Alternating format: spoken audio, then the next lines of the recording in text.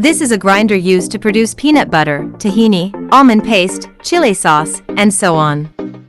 It is widely used in the food and daily chemical industry.